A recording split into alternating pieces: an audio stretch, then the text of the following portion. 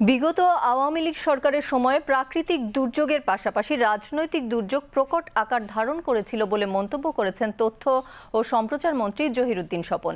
তিনি আজ সিডাপ মিলনায়তনে refugee and migratory movements research unit RMMRU আয়োজিত বাংলাদেশের জলবায়ু সম্পর্কিত অভিবাসীদের অভিযোজনের চ্যালেঞ্জ ও স্থানীয়ভাবে পরিচালিত সমাধান শীর্ষক কর্মশালায় এ মন্তব্য করেন। তথ্য ও সম্প্রচার মন্ত্রী বলেন, বিগত সরকারের রাজনৈতিক দুর্বলতার কারণে জলবায়ু অভিবাসীদের সংকট ও সমস্যা সমাধানে কাঠামোগত পরিবর্তন আনা সম্ভব হয়নি। তিনি আরও বলেন, বর্তমান সরকার ক্ষমতায় আসার আগেই সমাজ রাজনীতি এবং রাষ্ট্র কাঠামোর মধ্যে অনেক সমস্যাকেই চিহ্নিত করেছেন প্রধানমন্ত্রী তারেক রহমান। কর্মশালায় পরিকল্পনার প্রতিমন্ত্রী মোহাম্মদ জুনায়েদ আব্দুর রহিম সাকি বলেন, বিদ্যমান অসম সামাজিক রাজনৈতিক ব্যবস্থার সমাধানে দরকার কাঠামোগত পরিবর্তন। সরকার ক্রস রোডে আছে, এ থেকে উত্তরণের উপায় খুঁজতে হবে বলে মন্তব্য করেন তিনি। দরকার যাতে করে সে প্রত্যেক জায়গাতেই সে ওই রাইটটা এক্সারসাইজ করতে পারে। এখন সেই অনুযায়ী পরিকল্পনা করার জায়গাটাতে একটা যাওয়ার যে জায়গা, সেটা আমরা এই ইন্টিগ্রেটেড পরিকল্পনা 55 বছরে দেখি নাই, যার ফলে আমরা সমস্যাগুলোতে এখনো ভুগছি। তবে কিভাবে এই সমস্যাগুলো থেকে বের হওয়া যায় সেটা এই সরকারের প্রধান এজেন্ডা হিসেবে আছে। আমাদের সরকার, জনাব তারেক রহমানের সরকার, আমরা ক্ষমতায় আসার আগেই সমাজ, রাজনীতি, রাষ্ট্র এবং এর কাঠামোর মধ্যে অনেক সমস্যাকে আমরা চিহ্নিত করেছি, যে সমস্যাগুলিকে প্রপারলি অ্যাড্রেস না করলে রাজনীতির রেটরিক জায়গাটি থেকে যাবে এবং সেই সমস্যাগুলির কতটা সমাধান করতে পারবো তার সময় নির্ধারণ করবে।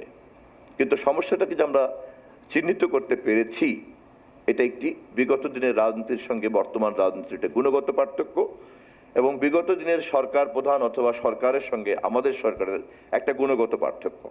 রাজনৈতিক সংকটটা কত গভীর ছিল তা প্রফেসর তাসনিম সিদ্দিকী তার বক্তব্যে বলেছেন একটা উদাহরণ দিয়ে, যে তারা যখন এই মাইগ্রেশন নিয়ে কাজ করতে গিয়েছিলেন, তখন এতদিন যেখানে শুধুমাত্র এই আর্থসামাজিক কারণ অথবা পরিবেশগত কারণটাই ছিল, সেখানে একটা রাজনৈতিক সমস্যাও যে একটা বড় সমস্যা হিসাবে আবির্ভূত হয়েছে তাও কিন্তু আবিষ্কার হয়েছে, ডিসকভার হয়েছে, তাই তো। তো ফলে বোঝাই যায় যে দেশের পলিটিক্যাল প্রসেস কোন পর্যায়ে গিয়ে পৌঁছেছে। একটা প্রাকৃতিক দুর্যোগের কারণের পাশাপাশি রাজনৈতিক দুর্যোগটাও ওই পরিমাণ ভয়াবহতা এখানে ছিল। সামগ্রিকভাবে পরিবেশ নিয়ে সারা পৃথিবীব্যাপী যে দুশ্চিন্তা, দুই একজন প্রধান ক্ষমতাবান রাষ্ট্রনায়ক বাদে আর সকলেই কিন্তু বিজ্ঞানের ব্যাখ্যা মেনে বসে আছেন। বিজ্ঞানকে অস্বীকার করছেন এমন দুই একজন হয়তো আছেন প্রভাবশালী রাষ্ট্রপ্রধান, তাদের কথা আমরা উচ্চারণ করতে চাই না, কিন্তু বিজ্ঞান প্রমাণ করেছে যে আমাদেরকে এই চ্যালেঞ্জ মোকাবেলা করতে হবে, আমাদেরকে ক্লাইমেট চ্যালেঞ্জ মোকাবেলা করতে হবে। বিজ্ঞান এখনো পর্যন্ত পৃথিবীর বাইরে এমন কোনো গ্রহ আবিষ্কার করতে পারেনি যেখানে সমস্যা হলে পরে আমরা সবাই মিলে সেই গ্রহে চলে যাব। বিজ্ঞান এতটা শক্তিশালী এখনো হয়নি। অতএব আমাদের জন্য কিন্তু পথ একটাই খোলা আছে, এই গ্রহকে বাসযোগ্য করতে হবে, বাসযোগ্য রাখতে হবে।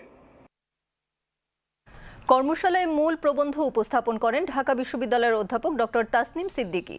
প্রবন্ধে জলবায়ু পরিবর্তনের কারণে গ্রাম থেকে শহরে অভিবাসন বৃদ্ধি, তাদের অভিযোজনের চ্যালেঞ্জ এবং স্থানীয় পর্যায়ে কার্যকর সমাধানের বিভিন্ন দিক তুলে ধরা হয়।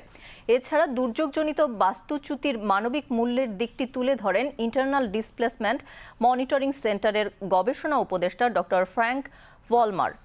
সেমিনারে স্থপতি ইকবাল হাবিব, বাংলাদেশ উন্নয়ন গবেষণা প্রতিষ্ঠান BIDS এর মহাপরিচালক AK এনামুল হক, বাংলাদেশের সুইজারল্যান্ড দূতাবাসের মাইগ্রেশন ও প্রোটেকশন বিষয়ক আঞ্চলিক উপদেষ্টা লিসা টানিটা গ্রেমিনজার, কারিতাসের দুর্যোগ ব্যবস্থাপনা বিভাগের প্রধান আলেকজান্ডার ত্রিপুরা বক্তব্য রাখেন।